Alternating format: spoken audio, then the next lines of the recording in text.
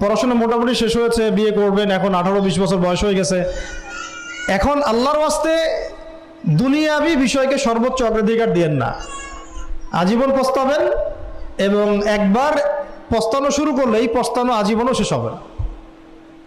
তখন মেইল করে মেসেজ করে কোনো লাভ হবে না, কারণ আপনি বিয়ের আগে দিনকে প্রাধান্য দেন নাই, বরং দুনিয়াকে প্রাধান্য দিয়েছিলেন।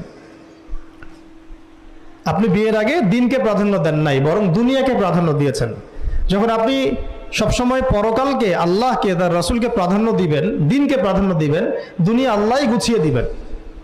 আর যখন আপনি মানে দুনিয়াকে সর্বোচ্চ অগ্রাধিকার দিবেন, দিন আপনার কাছ থেকে দূরে সরে যাবে।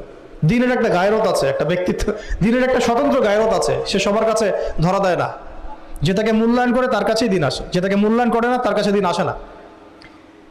তো দিনদার ছেলেকে প্রাধান্য না দিয়ে বিয়ে করতে যায় না, জীবনটা ধ্বংস হয়ে যায়।